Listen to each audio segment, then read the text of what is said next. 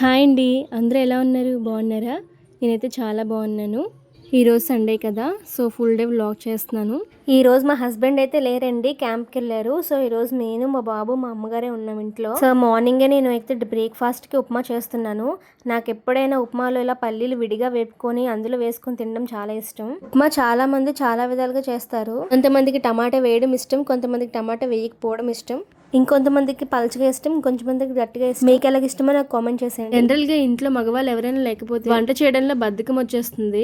మీకు కూడా ఇంతేనా? నాకు కామెంట్ చేసేయండి. నాకైతే ఎవరైనా లేకపోతే అస్సలు వండుకొని తినాలనిపించదు. ఒక్కదానికి ఏం వండుకుంటాంలే అనిపిస్తుంది. సో ఈ రోజు సండే ఏం వండుకున్నాం ఏంటనేది వ్లాగ్ లో చూపిస్తున్నాను. అండ్ చాలా మంది అడుగుతున్నారండి, యూట్యూబ్ ఎలా స్టార్ట్ చేసిన వెంటనే మీకు అమౌంట్ వస్తుందా లేదా అని చెప్పేసి. ఆల్రెడీ చాలా మంది చాలా వీడియోస్ పెట్టారు. యూట్యూబ్ స్టార్ట్ చేసిన వెంటనే మనకి అమౌంట్ అయితే రాదు. మనకి కొన్ని రూల్స్ అండ్ రెగ్యులేషన్స్ ఉంటాయండి. యూట్యూబ్లో 3000 అవర్స్ రావాలి, 1000 సబ్స్క్రైబర్స్ రావాలని చెప్పేసి ఉంటుంది. 3000 అవర్స్ అంటే చాలా మందికి ఐడియా ఉండదండి. ఫర్ సపోజ్ నేను ఒక 10 మినిట్స్ వీడియో నేను పెట్టాను అనుకోండి, అదొక 6 మెంబర్స్ చూస్తే 1 అవర్ అవుతుంది, అంతే కదా. 60 మినిట్స్ 1 అవర్ అవుతుంది. సో అలాగా 3000 అవర్స్ అంటే మనకి చేస్తే చాలా టైం పడుతుంది. ఎక్కువ లాంగ్ వీడియోస్ పెట్టడానికి ట్రై చేయాలి. షార్ట్స్ అయితే మనకి 3 మంత్స్ టైం ఇస్తారండి. లాంగ్ వీడియోస్కి అయితే 365 డేస్ ఇస్తారు టైం. షార్ట్స్కి అయితే 3 మిలియన్ వ్యూస్ రావాలండి విత్ ఇన్ 3 months లో. బట్ నాకైతే ఆ టైం అయితే దాటిపోయిందండి. ఎగ్జాక్ట్ గా నాకు ఈ రోజుతో 3 months కంప్లీట్ అయిపోయింది. నాకైతే షార్ట్స్ లో నేను సంపాదించుకోలేకపోయాను. సో నాకున్న ఆప్షన్ ఒకటే, లాంగ్ వీడియోస్ ను 3000 అవర్స్ సంపాదించుకోవాలి 365 డేస్ లో. ఆల్రెడీ నాకు 3 months కంప్లీట్ అయిపోయింది. ఇంకొక 9 months నాకు బ్యాలెన్స్ ఉంది. అలాగని చెప్పేసి మీకు మానిటైజేషన్ ఒకవేళ 1 hour లో కంప్లీట్ అవ్వకపోతే ఏంటి పోతుందా ఛానల్ అంటే అది కాదండి. మన ఛానల్ అయితే ఎక్కడికి పోదండి. మీకు ఒక ఎగ్జాంపుల్ చెప్తాను. ఇప్పుడు నేను ఏప్రిల్ లో ఛానల్ స్టార్ట్ చేశాను. మళ్ళీ నాకు నెక్స్ట్ ఇయర్ ఏప్రిల్ వరకు టైం ఉంటుంది కదా. నాకు ఏప్రిల్ దాటిపోయి ఒక 2 months తర్వాత మానిటైజేషన్ అయిపోతే అంటే జూన్ అవుతుంది కదా.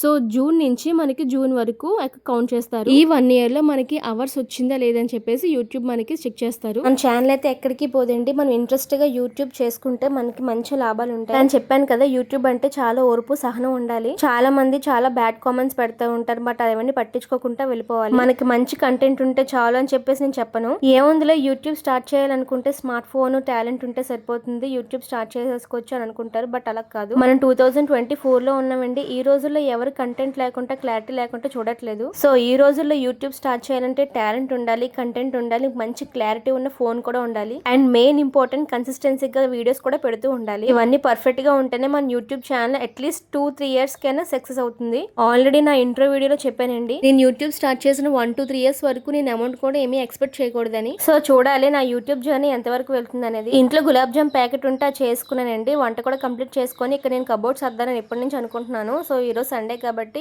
ఈ రోజు చేసుకుంటున్నాను. మాక్సిమం సండే అంటే అందరూ ఇంట్లో చిన్న చిన్న పనులు ఏమైనా ఉంటే చేసుకుంటూ ఉంటారు. కానీ నాకైతే నార్మల్ డేస్ లో పని అవుతుందండి. ఎందుకంటే మా బాబు సండే ఉంటాడు కదా, వాడితో నాకు అస్సలు పని అవ్వదు. సో వాడిని చూసుకుంటూ ఎలాగోలాగా నా కబోర్డ్ మొత్తం సర్దేశాను. చాలా క్లమ్జీగా ఉందని ఈ రోజు చేశాను.